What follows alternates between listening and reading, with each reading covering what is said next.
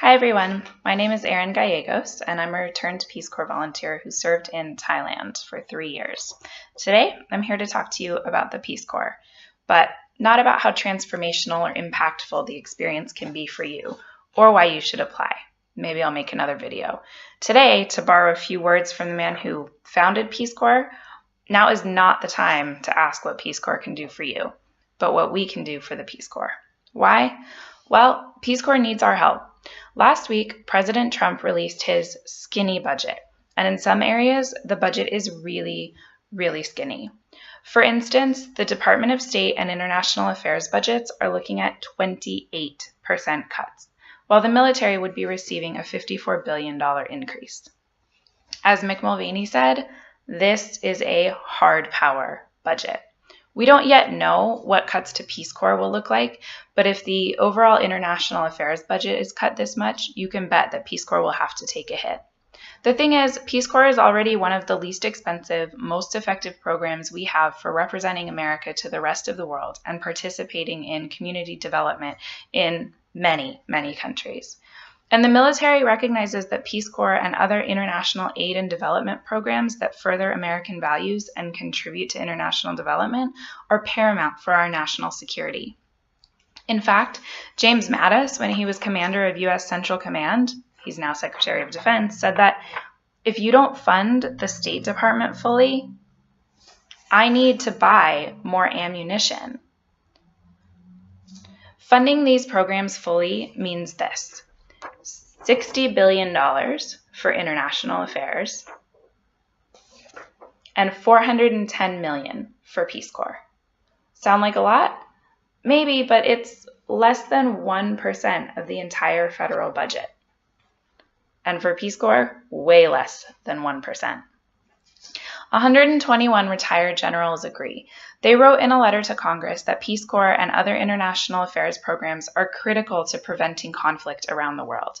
In fact, they said, now is not the time to retreat from our commitment to be involved on the world stage in this way.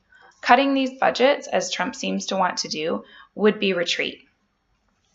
Since 1961, over 225,000 American volunteers have served in over 140 countries, making lasting impressions on the local people and contributing directly to development efforts across the world. Currently, there's a much greater demand for volunteers than our budget can support. That $410 million doesn't even take care of what everyone wants. Every year, there are about 3,800 positions, but over 8,000 requests for volunteers. And then there's 24,000 American applicants who are looking for ways to serve their country.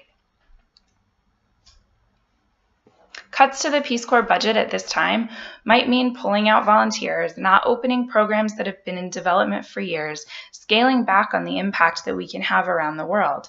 Generally, it's not great. So what can you do? Well, you can call or write to your representatives and senators and let them know that you want to see Peace Corps and the international affairs budgets fully funded. Remember, that means $60 billion for international affairs and $410 million for the Peace Corps, the same as it got last year. In addition, you should ask them to sign the Peace Corps funding Dear Colleague letter. They can do that by contacting this guy, Gabe, in Congressman Garamendi's office. That's how they can show their support for the Peace Corps. But make sure you do it quickly. That letter needs to be signed by March 24th. This budget is basically all that's going on in Congress right now, and they need to hear from us about what's important. Furthermore, if you're interested in tweeting about this or letting people know that you want to protect Peace Corps, you can use this hashtag, #ProtectPeaceCorps. And if you need more talking points or more information, check out peacecorpsconnect.org, which has a lot of fact sheets and can let you know whether your senator or representative is already in support of the level funding for the Peace Corps. Finally, shout out to Thailand 124. I hope you guys are all doing your part. Thanks.